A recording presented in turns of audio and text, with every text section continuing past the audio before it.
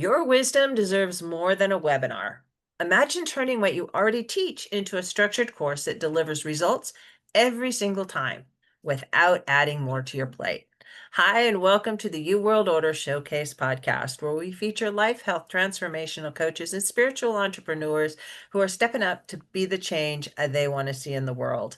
I'm your host, Jill Hart, the Coach's Alchemist, on a mission to help coaches and entrepreneurs amplify their voice, monetize their mission, and get visible. If you're ready to start attracting premium clients without chasing algorithms or hunting people down like a banshee on a mission, head over to thecoachesalchemist.com and schedule your free client acquisition audit. It's the first step to building a business where your clients seek you out rather than you having to hunt them down.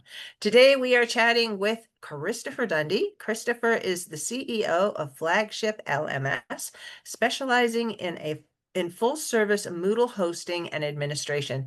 Since 2007, he's worked with associations, unions, and nonprofits around the world to build learning systems that are fast, reliable, and aligned with real organizational goals. A former Marine infantry officer, Christopher brings a systems-driven mindset to course design and delivery, helping coaches and entrepreneurs transform their expertise into scalable training that creates lasting impact. Welcome to the show, Christopher. It's great to have you with us. Thank you, Jill. It's nice to be here. I appreciate your time. I'm really looking forward to chatting with you about all of these things because I think that they're very important aspects to any of the things that we're doing online and trying to affect change with people, because really ultimately education is all about affecting change in human behavior. So let me ask you the big question. What's the most significant thing in your opinion as individuals we can do to make an impact on how the world is going? Well, I think you said it best in your introduction, which is that you need to amplify your voice. When I was in London in Hyde Park, they've got an area called Speaker's Corner there, and anybody by law can go there and set up their little soapbox and stand up and talk about whatever they want to talk, free from any kind of censorship, any kind of prohibition. And that's a wonderful thing. I think every society should have that, but the person on that soapbox is only going to reach the people within the sound of his voice, and maybe it's effective and maybe it's not. So anything that we can do to take an individual's good ideas or thoughts or whatever it is that they have to contribute to the world, and then make that available to a larger audience is a good thing. And a learning management system is certainly one way of doing that. Yeah. Yeah, it's the way that helps actually, once you get out there and you're sharing your ideas, it's how to take the idea from this is the general idea to this is it this is how you implement it. Yeah. So it I'm all about course creation. I love it. A former homeschooling mom, and Oh, I'm just like all about systems and mechanisms for getting people from where they are to where they want to be, the result that they want to experience, whether it's, more information or. just as a side note, I'm really impressed that you did the homeschooling thing, because I spend a lot of time in the public school system in South Central Pennsylvania, from middle school, elementary school, high school. I go in lots of classrooms all the time, and you know, wonderful education, but nothing beats a solid homeschool curriculum for targeting the learning to your specific children or group of children. It's great idea, and I'm glad you did it. That gives you a lot of cred in my book. I learned so much. You'd be amazed how much your kids can teach you just by being open and exploring the world with them, because that's really all homeschooling is exploring. And Mhm. we didn't grade in my home, because I look at education in terms of, facilitating the ability for people to change, but it also, we learn so much in the mistakes that we make, the ways that it doesn't work, or reasoning out why that particular conclusion isn't necessarily the best conclusion to come to. rather Mm, than just rewarding rote answers. Like what sure. you get right is like, well, that's great, but what did you learn from what you got wrong? Because to me, that's far more important. Yeah. Well, and you know, and I'm sure all of your listeners know, that the public school education in America was brought here by Horace Mann, and he got his ideas from visiting Prussian schools in the Prussian um, uh, society, and their public education system was essentially set up to create two things: factory workers and soldiers. And we brought that over here, and then we adapted it to an agrarian timeline. And none of that is conducive to uh, students being able to pick up the kinds of lessons that we need, particularly in the 21st century. And I think I think your idea was great. Grades are certainly not an important thing. Evaluations are important. Yeah. Feedback is important. A grade, not so much. And I love the idea that you can take a lesson for a child, and the idea, you can incorporate mathematics into any kind of a lesson that is something that the student is more interested in, an area where the student is interested. So, if they want to explore science, or if they want to explore STEM, anything can be, you can incorporate math and science, and you can incorporate language arts, and you can incorporate, visual media, all of those kinds of things. And if you're tailoring it to the student's interests, man, there's just no stopping them. There really isn't. That you just open doors into the appreciation of learning, which is to me the most important thing we can pass on to our children is in the next generation, whether they're your children or other people's children, is a love of assimilating information and processing it in a way that is going to give society in general the best output. Whether it's, how to make the better YouTube video, you Yeah. know, I I need to know that. It's true. It's true. And Have you ever, oh, sorry, I didn't mean to cut you no, go off. ahead. Go. Have I Have ever? you have you ever heard of an organization called Junior Achievement? Mm-mm. So Junior Achievement is a national organization that is, they bring curriculum into the public schools. They have courses everywhere for every level, from kindergarten to seniors in high school. They're primarily focused on entrepreneurship, on personal finance. They're starting to get into STEM. But if your listeners are interested in this, in most states, I think they have a facility called BizTown. And I think, we were talking a little bit about uh, bringing the whole experience of society into the curriculum for particular students. The students, this is probably one of the best educational experiences I've ever seen. I've volunteered with them for 6 years. I've probably done 50 biz towns as a volunteer. The students take about 2 weeks to prepare for this in their schools. They have to put together a resume. They have to interview for a job. They have to study, what it is that a CEO does, a CFO, and all of these different positions. Then on the day they go to BizTown. BizTown's each of the facilities is multi-million-dollar facility, and they have, at least in South Central Pennsylvania, they've got 13 actual working businesses inside this area. It's a town square. So there's a working radio station, a working television station, and these are all free programs, by the way. Schools don't pay for these. They can just opt in to this experience. They've got a working bank. The students go there. Each business has a CFO with a working accounting program. The CEO, they've got all the salespeople. There's a working restaurant.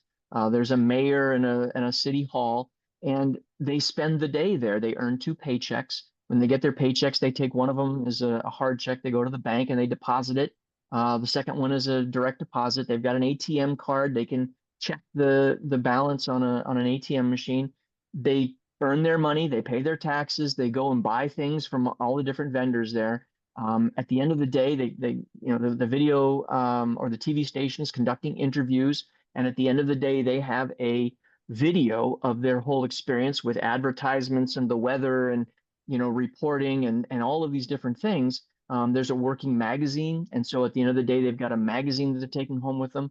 And all of these things they have as products of the hard work that they've done preparing for this particular day. It's absolutely phenomenal, totally free to the school districts. We have two in Pennsylvania, one in Pittsburgh, one here in the South Central part. And I'd encourage your learners to, or your listeners to look up junior achievement in their particular state and see if they've got one of these biz towns available. And if their school isn't going to it, talk to the school administration and say, hey, look, let's just spend the day going down here and kind of getting a feel for this phenomenal program. Really well done. Totally immersive simulation for these students about what it means to actually have a job and perform their tasks and get paid for it. My philosophy is, oh, you're 13?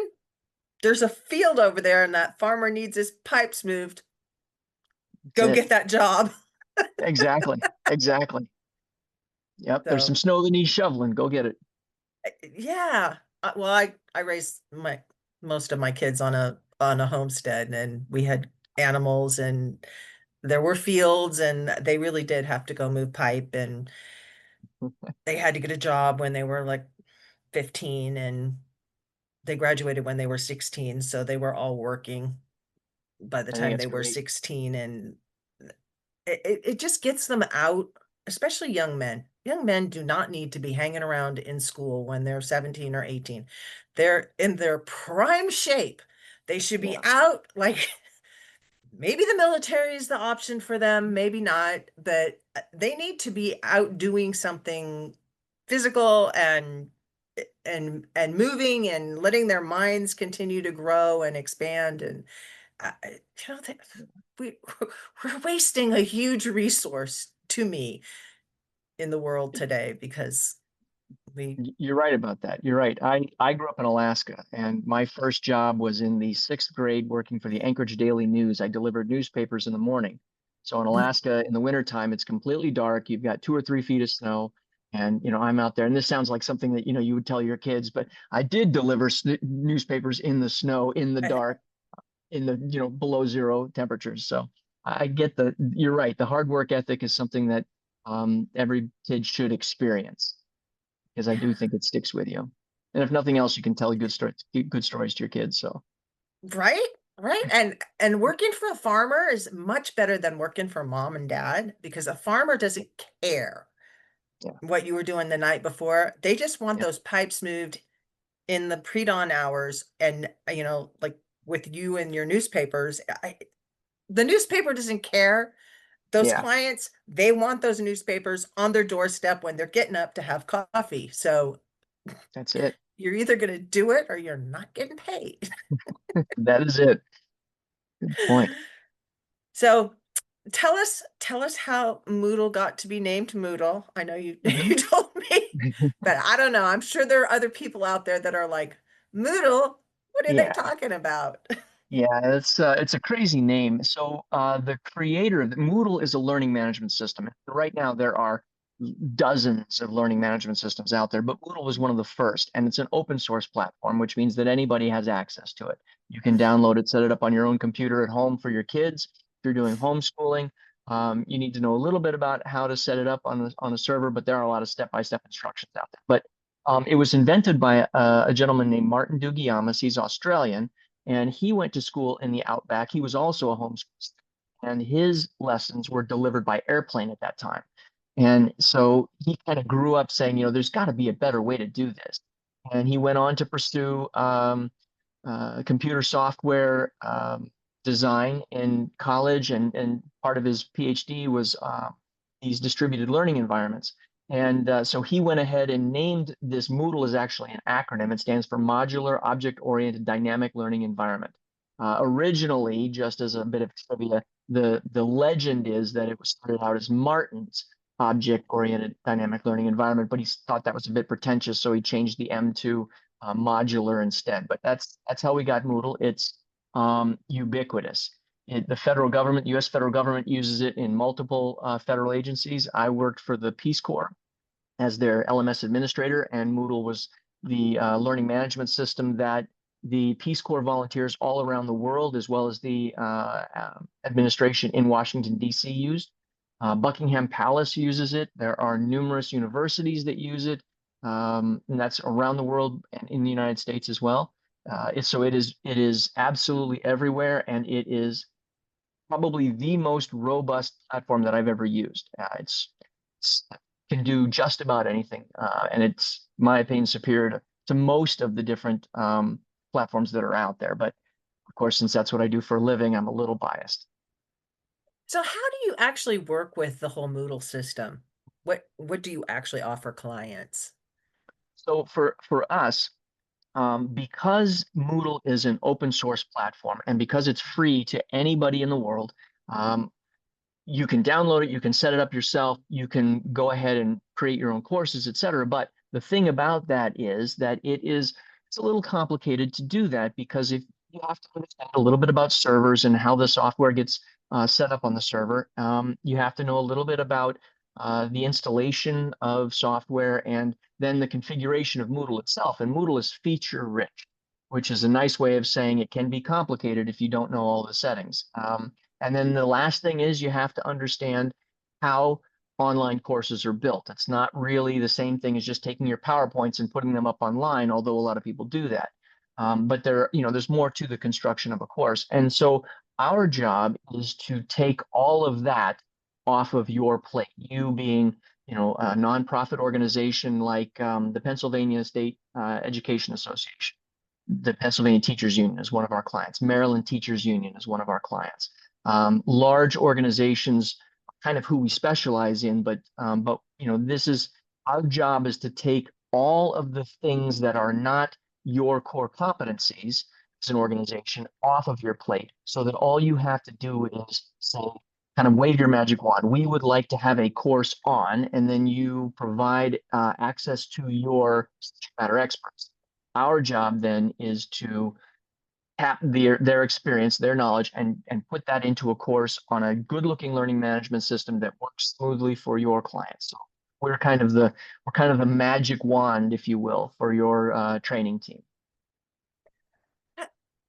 So you work more with organizations that are trying to disseminate education among their employees or their teams in order to meet certain goals or strategy or criterias.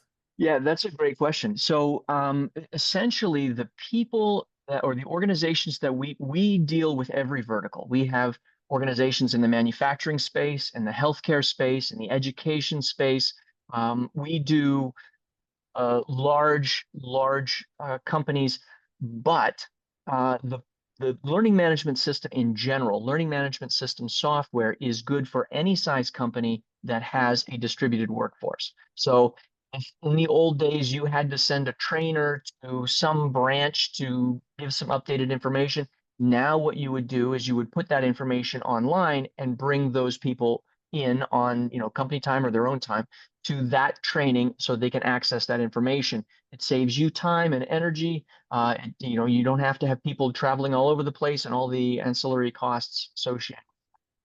So it's really, it's a wonderful way to capture your training when it's delivered one time perfectly, and then you can have that perfect delivery on demand anytime you want to as many different people as you want. And to answer your question, it could be your own employees. We also have clients. For example, we have a manufacturing client who has vendors that need to, or their own clients that need to understand how their products work and how they get serviced and what to do in case of problems. And so they bring those people onto the platform and make that training available to them. So it's not just their own company employees, but also people that they service.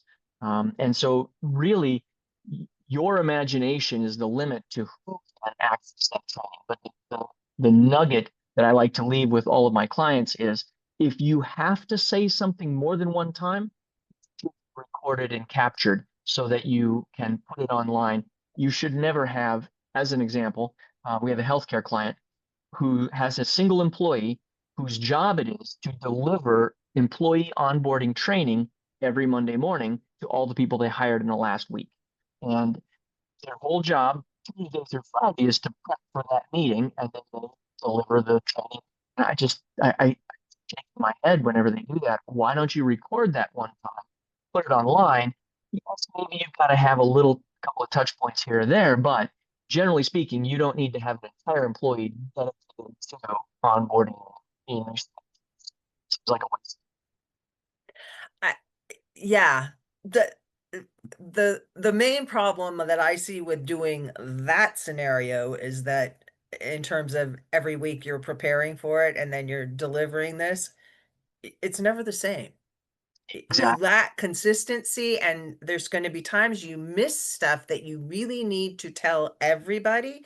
Whereas if you record it, you can make sure that you hit every important I that needs dotting and Mhm. T that needs crossed. And it may sound like overkill, but in this world that we live in that's so litigious, if you miss something when you're onboarding somebody, the end result could be really catastrophic for your company.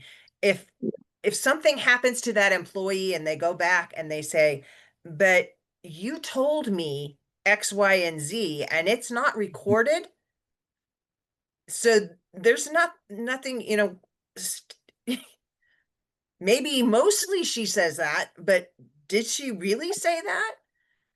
Well, and you're exactly right. I'll give you another example where that is prevalent. One of our clients is the California Grocers Association Educational Foundation, and that is the umbrella group for all grocery chains within the state of California. And the state of California has mandated that every employee must receive, it's an hour and a couple of minutes worth of sexual harassment training, and it has to be specific training for supervisors and there's separate training for employees. But you, as an organization, to prevent or to mitigate the dangers from our litigious society, you have to have record that the employees have taken that training annually. And you need to be able to point to that. And the learning management system is really the only good way to do that because, as you mentioned, training is standardized. So you know for a fact that every little point that was required by the state has been touched on, and you have a record of when the individual logged in and when they, how much they watched and what they got on the assessments and all of those things. And so the learning management system in that case is absolutely your first line of defense against, potential legal liability for your organization. Yeah, and it's really sad that you have to say that, but it's just the way the world is right now, and you can either move with the times, and it's a money saver in the long run because you're not paying this person to prep and stand up there and they're having a Yeah. bad Monday.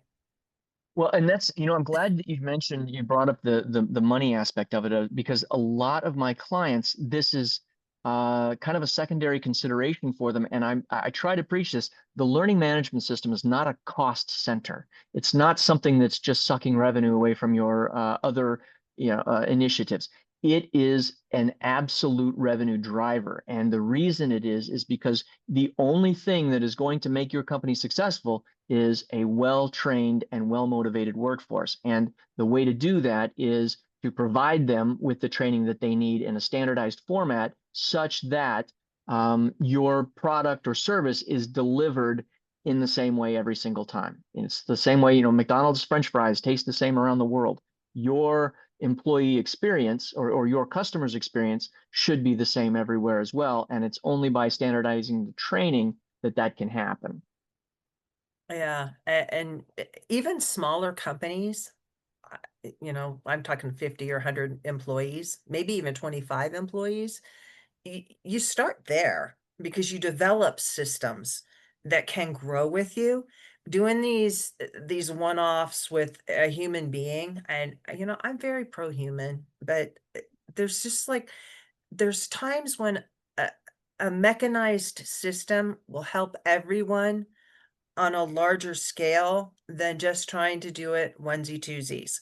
Um, eh, eh, you can grow if you've got systems started when you're smaller, whereas you run into bottlenecks. I mean, this gal doing this seminar, I know trucking companies, they still do orientation with a human being standing in the front. That's the dumbest thing ever. Yeah, yeah, it is. It's There like, is a great book for your listeners, and I really recommend that every business owner for sure read it. And it is called the Checklist Manifesto. And the Checklist Manifesto is it was written by a doctor who identified a whole series of problems that occurred in surgical operating rooms because there were no systems or procedures in place.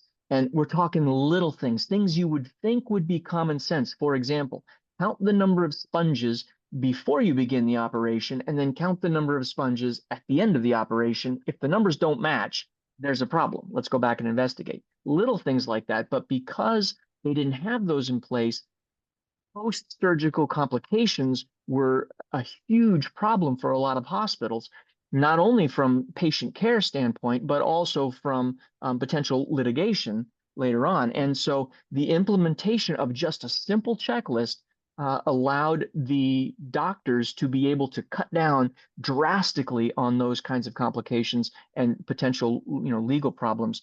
Same thing, same principle is working with an airline pilot. A pilot will never leave the ground without going through a pre-flight checklist, an in-flight checklist, a post-flight checklist, all of those kinds of things. And so applying that to your business is, in my opinion, an amazing thing because you don't miss steps, and everybody's tired, everybody's overworked, everybody has things going on in their personal lives that are distracting them, taking their attention away from whatever that task is. But that checklist ensures that the service or product is the same every single time. The experience is the same every single time. And as you brought up, for a small company, that could be life or death. For, if you've got 20, 25 employees, you don't have the space to lose a customer or two because, that's a significant revenue drop for you. So I agree with you 100% that it should be something that everybody embraces. even employees appreciate consistency when they Hmm. can go in and, watch whatever they have to watch and be tested along the way, because testing is a way of saying, did you get the point that I'm trying to get across to you? It's feedback for Hmm. both of you. And if obviously you didn't get it, if you got the answer wrong, you can go back and watch it again until it's like, oh yeah, okay, so I see where that was. It's Yeah. not like you're bad or good, it's just feedback. Back to the grading thing again. Hmm. But if you can help your employees with that, rather than having them sit in a room where somebody's droning on at them and expecting them to take notes and then remember what the important point was, where they can't, rewind and rewatch something Hmm. that they might have, like, we all drift off. I mean, it's just like part of who we are, and we can only focus for so long.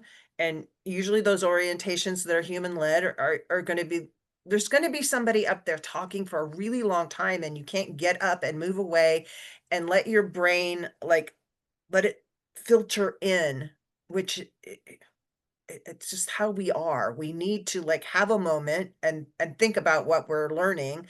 And like, I equate learning to like hanging stuff on hangers in your closet. If you don't have the hangers, which is most little kids don't, they don't have the hangers. So you can give them a bunch of information and all that stuff's just going to be laying on the floor. So Yeah. part of the beginning part of education is building the hangers for them. And then you give Hmm. them information and you tell them which hanger to hang that information on. And then Yes. they can hang it up in their closet. And then when they want it, they know where to go to look for the hanger. And if you do that with your employees, it allows them to have some frame of reference. We call it a Yeah. frame of reference because they know where to go to access that information that they're going to need to do the job that you want them to do. So you just Yeah. set everybody up for success. Well, I couldn't have given a better analogy. The hanger analogy is wonderful. We do the same thing with all of our courses.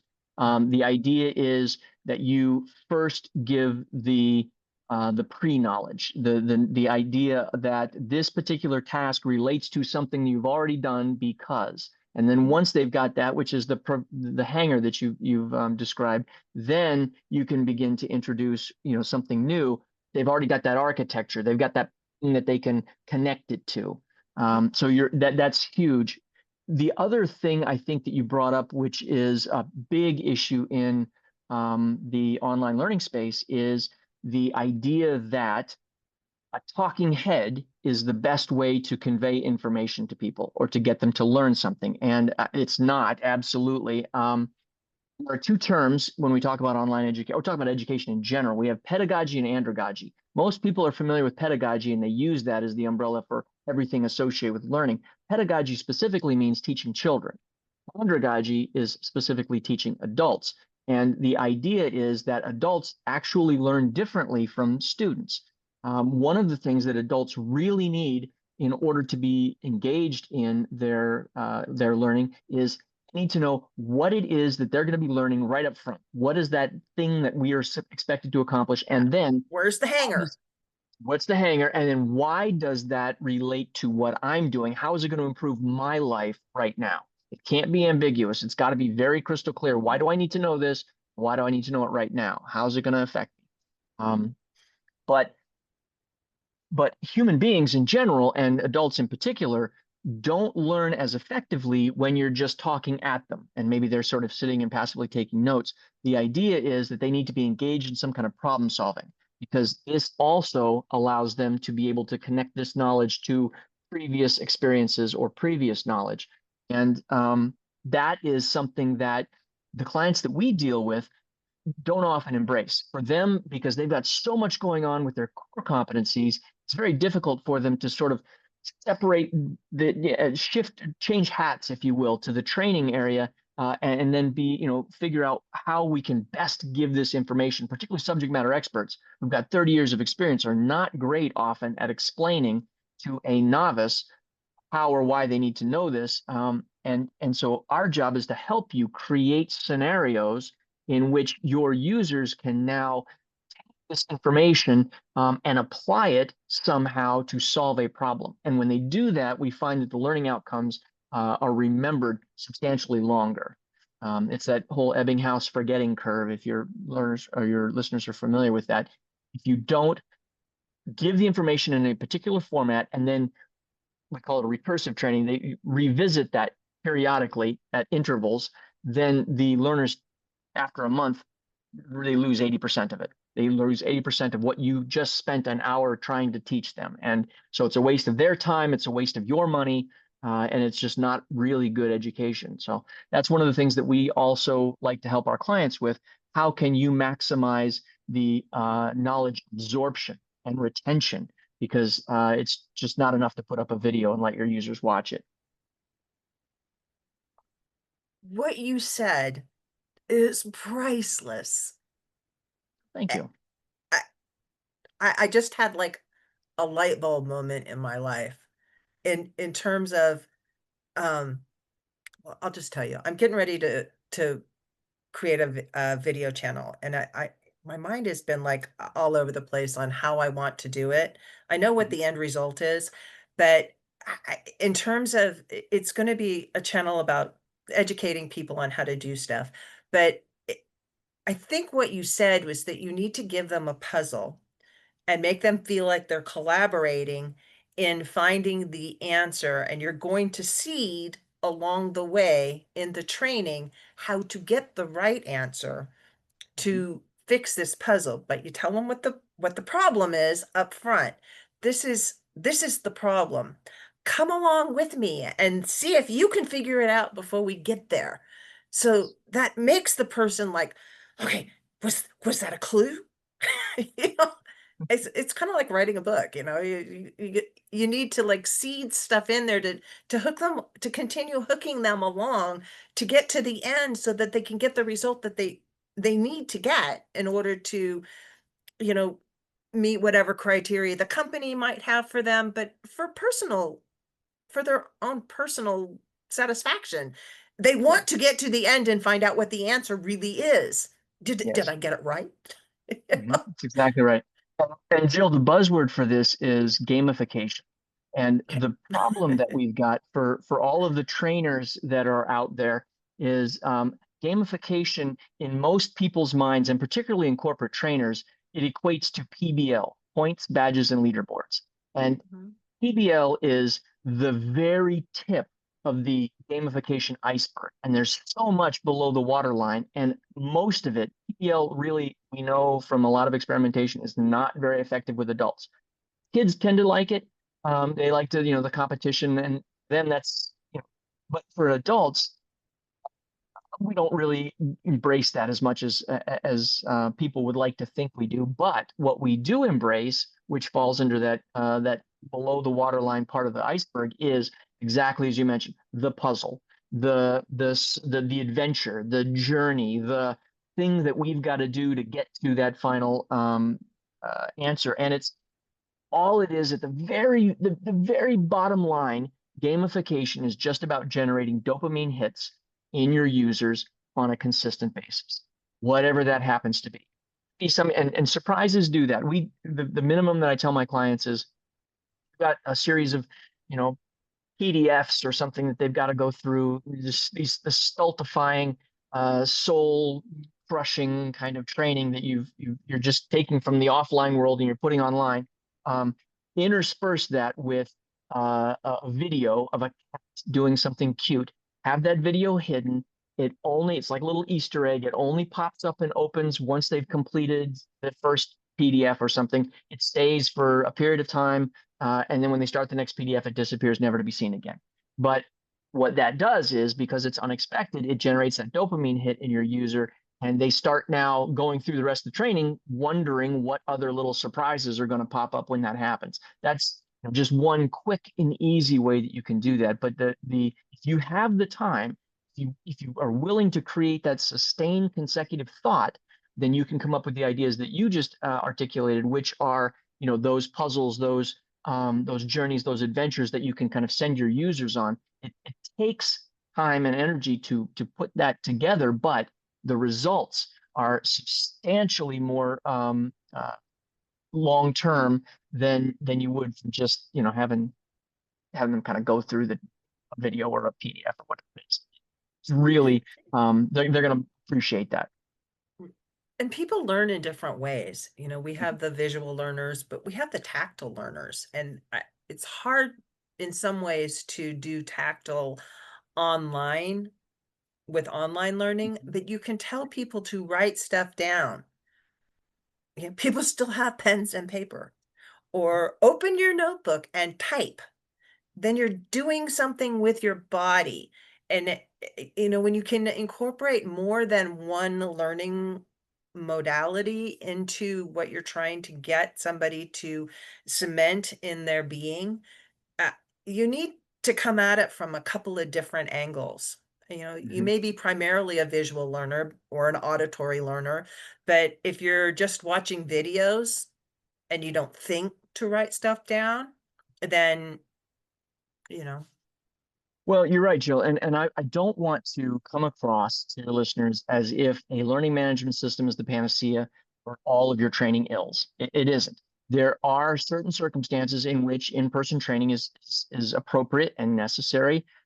But as you mentioned, one of the things that a learning management system can do for you, a good platform, is provide flexibility for different types of learners. For example, once they watch a video, you can have an activity such as a forum or a journal where they then have to reflect on what it was that they learned and how that might be applicable to their particular job, and they can receive comments from their peers who are going through the course with them. Or if that's not appropriate, they can receive comments from an instructor or a moderator who's taking a look at those kinds of things. But you're absolutely right, there are ways that you can engage that user beyond just the multiple choice question quiz at the end, which I quite frankly I abhor. But but yes, reflective journals are a wonderful way to do it. Or if there's something that they now have to create and put online, for example, maybe I have to demonstrate my particular product or something else by making a short iPhone video, 10 seconds or something, whatever, of me doing something, and then I can post that to the course, whatever. The creative aspect of it is what I think makes learning management system administration fun, because you're looking for these different solutions to engage a disparate audience, and it's interesting stuff, frankly. It sounds really fascinating. And I know that you've created a Mhm. course design primer. And I actually looked at it. It's fascinating. Not super complicated. It's very straightforward, and I appreciate that. But you want to talk about it a little bit? Sure. Yeah, I'd love to talk about it. No, so the course design primer, we give this away. It's something that I think every trainer should have. And what we do with it is whenever a client requires that we build a course for them, we ask for access to their subject matter experts. We as a company like to say that we are a member of your training team. And in my mind, what we should be doing is supplanting those that training team. We should be the group that is responsible for that because your job as an organization is to do whatever it is that you do well. Training is typically not in that. And so it's easier and cheaper to outsource all of that to us. And you provide us with a project manager who kind of keeps things in check. But we bring your subject matter experts on board. They read the primer. What that acts as, it's a norming exercise. It allows us to be on the same page with vocabulary so that when we say, what's your terminal learning objective? What are your enabling learning objectives? The subject matter expert understands what it is that we're looking for. And so there are a handful of things that every course should be required to have. And at the risk of being pedantic, the terminal learning objective is the first thing. You have to have what it is that your user should be able to do at the end of the course that they could not do at the beginning of the course. And our analogy for this is crossing a river. And so the terminal learning objective is the far bank of that river. And then there are a series of stepping stones across the way. Those are the enabling learning objectives. And so maybe it is the example we use is washing dishes. If you want to have clean dishes, then you need to be able to adjust the temperature of the water, determine how much soap is going to be necessary. You need to be able to use the sponge correctly, and you need to be able to stack the things in the effectively into the drain board. All these different pieces would be your enabling learning objectives. And for each enabling learning objective, there's an assessment to include a final assessment so that you know that the user has, in fact, incorporated that knowledge into the architecture of their personality. And that learning, that assessment, that final assessment doesn't have to be, and probably should not be in most cases, a standard multiple choice question. There should be a variety of different ways that you can as a moderator or as a course designer or as a teacher that you can observe that your students can do something. And this is and I'm sorry I'm running on here, but this is You're this is a good. real passionate thing for me. We cannot, you are totally unable to open somebody's head and see what's inside, see what they've learned. You don't know what they understand or do not understand. All we can do as course designers is ask them to do something which shows us that knowledge. And that demonstration could be a variety of things. It could be, writing those forum posts or journal reflections. It could be creating some kind of an artifact that they can then post so we can see their understanding, but we have to make that comprehension visible. And so allowing the course design primer and the things that you have to do in order to check all those boxes allows a person from your organization to be able to see, yes, Sally Smith does in fact understand the information because she has demonstrated it this way. And that's what the design primer at its core it should do. It is a checklist to ensure that your training is as effective as it could possibly be. And We want this, to give it to you. I love that you're giving it to us. And for those of us who are coaches and maybe we don't have huge teams and this is this might not seem like it's appropriate, but it is so appropriate because we all teach something. And if you understand what the end goal is, I I can't tell you how many people tell me, I just want to help people live better or find their passion. That end result needs to be measurable and quantifiable. You need to have some way for them to say, yep, did it. I, Mhm. I succeeded at the end of whatever it is that you're trying to teach someone. And then there's the steps to get there. This helps coaches, no matter what you're sharing or you're selling or you're offering to anybody, it involves a transformation. And that transformation is teaching along the line. They may be, you may be pulling it out of them, getting them to tell themselves, but at the end, they have to have some way of saying, yeah, I got my money's worth. You did what you said you were going to do. So this has been priceless, Christopher. Thank you so much for coming on the show and talking with me about this. Well, it's been an absolute pleasure, and I really appreciate you allowing me to come here. This has been a great forum for something that I'm really passionate about. So, Yeah, keep going. You're doing amazing work. thank And you. if you are out there, if you know of companies or you are a company who has, a situation where you need to disseminate information and training to your customers, your employees, your team, any situation where you're repeating something often, it could be corsetized, modularized. Word, I haven't heard it before, but I like it. Take it. Here, I'm just going to make up words now. Um, visit Christopher's website, flagshiplms.com. Thanks again for joining me today, Christopher. I really appreciate you. Thank you for your time. To learn more about Christopher and to find the course design primer, please visit flagshiplms.com, and I will be sure to put that link in the show notes below. Thanks for tuning in with us today to the U World Order Showcase podcast. If you're ready to amplify your voice, monetize your mission, and start attracting premium clients, your next step is to head to thecoachesalchemist.com and schedule your free client acquisition audit. Be sure to join us for our next episode as we share what others are doing to raise the global frequency. And remember, change begins with you. You have all the power to change the world. Start today and get visible.